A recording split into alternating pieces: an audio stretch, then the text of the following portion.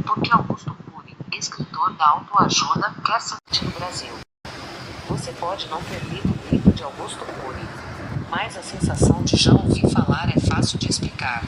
O autor paulista é reconhecido como um dos escritores brasileiros mais bem-sucedidos do século XXI. Estima-se que já tenha vendido mais de 30 milhões de exemplares. Não há números absolutamente confiáveis sobre vendas de livros no país. Ainda assim, é razoável afirmar que, em todos os tempos, só Paulo Coelho vendeu mais do que o médico e psiquiatra que se especializou em obras do gênero autoajuda. A projeção como escritor levou Cury a um desafio inédito. Ele quer transformar o prestígio acumulado no mercado editorial em potencial eleitoral.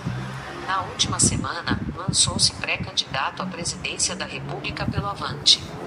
O autor se apresenta como alternativa à disputa entre o presidente Luiz Inácio Lula da Silva, PT, e o senador Flávio Bolsonaro, PL. Cury diz querer romper a lógica da radicalização e ocupar um espaço de terceira via, baseado em projetos e pacificação.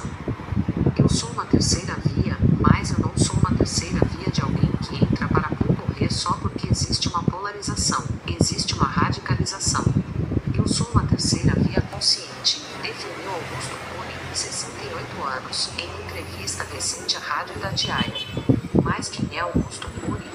Antes de virar fenômeno editorial, Augusto Cury era um médico do interior paulista que construiu a própria trajetória longe do circuito literário. Nascido em Colina, em 2 de outubro de 1958, ele cresceu em uma família modesta, filho de um advogado e de uma dona de casa. Foi na formação médica que, segundo o próprio Cury, surgiram as inquietações que depois abasteceriam sua obra. O agora pré-candidato à presidência contou ter enfrentado uma crise emocional entre o segundo e o terceiro ano da faculdade, experiência que o empurrou para o estudo da mente humana e para a escrita. Formado em medicina, Cury seguiu na psiquiatria e na psicoterapia, conciliando consultório, pesquisa sobre emoção e produção de manuscritos que só mais tarde virariam livros. Em Ribeirão Preto, consolidou também a vida familiar. Ele é casado com Suleima, médica dermatologista, e pai de 3 filhas. A virada de Cury. A virada de Augusto Cury ocorreu quando ele transformou ideias que circulavam no consultório e em palestras em livros de linguagem simples, voltados ao grande público. Em vez de apostar em textos acadêmicos, escolheu temas como ansiedade, emoção, educação, autoestima e relações humanas, com apelo direto ao leitor comum. A entrada mais forte no mercado veio no início dos anos 2000. A editora Sextante publicou Você Insubstituível em 2002, e outros títulos ampliaram sua presença nas livrarias, como Nunca Desista de Seus Sonhos. Aos poucos, Cury deixou de ser apenas um psiquiatra autor de nicho e passou a disputar espaço entre os campeões de venda.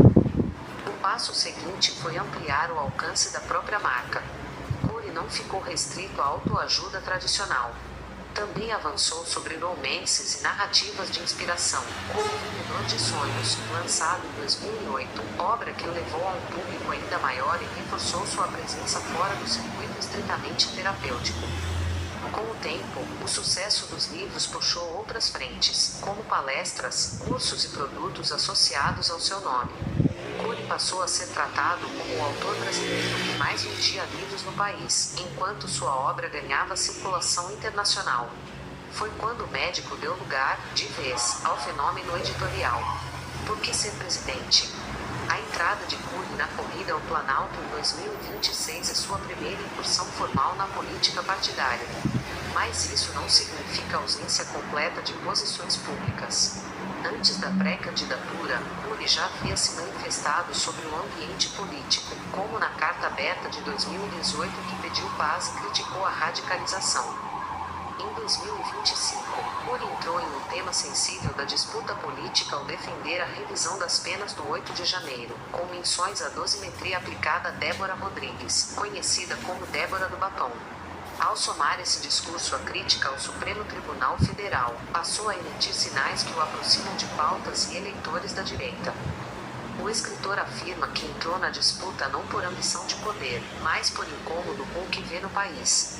Na longa entrevista concedida a Itatiaia, disse que não ama o poder e não precisa do poder, mas decidiu se lançar porque enxerga um Brasil mergulhado na era da desesperança.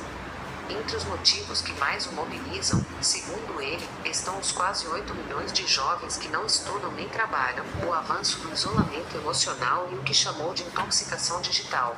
Cury também cita como razões centrais o feminicídio e o sofrimento psíquico que, em sua visão, está por toda a sociedade. Outro fator apontado pelo escritor é a preocupação com o futuro do país. Na conversa com a Rádio Mineira, ele diz que o Brasil perdeu o bônus demográfico e caminha para envelhecer antes de enriquecer. Cury trata isso como sinal da falta de líderes dispostos a enfrentar temas estruturais. Sulcap social. O escritor criou para si um rótulo que o define politicamente, cap social. Seria, nas palavras dele, a junção de um coração social com uma mente capitalista.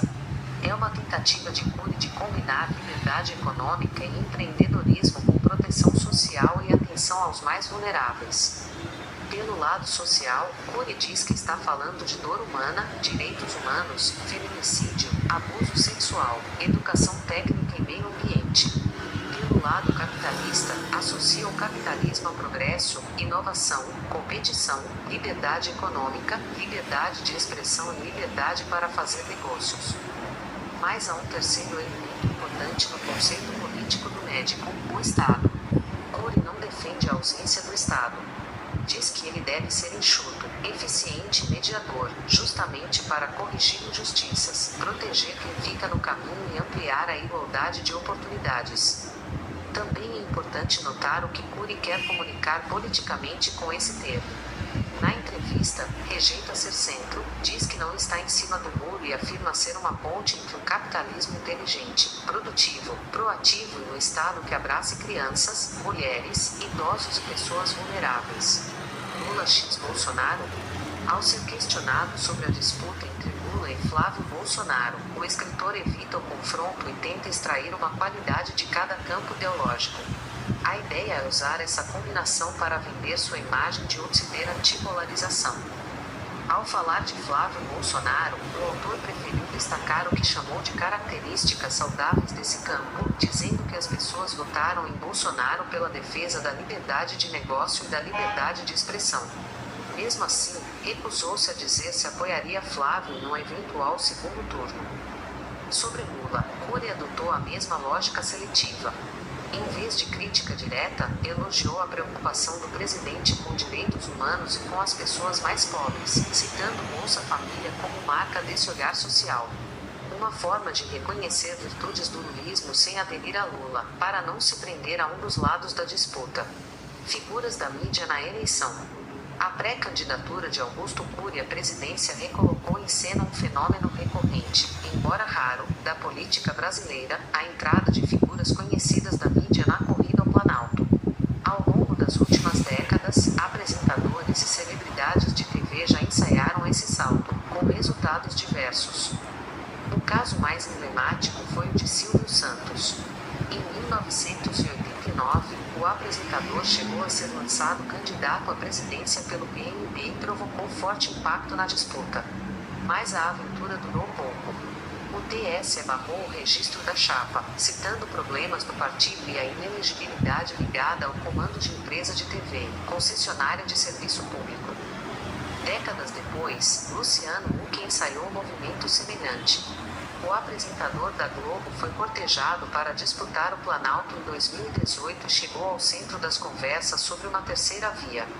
No fim, desistiu antes mesmo de se filiar a um partido e anunciou que seguiria debatendo temas públicos sem entrar formalmente na eleição. José Luiz da Atena foi outro nome da TV a rondar a disputa presidencial. Em 2021, o apresentador foi lançado pelo PSL como pré-candidato ao Planalto e dizia não ter medo de disputar a presidência. O projeto, porém, não prosperou.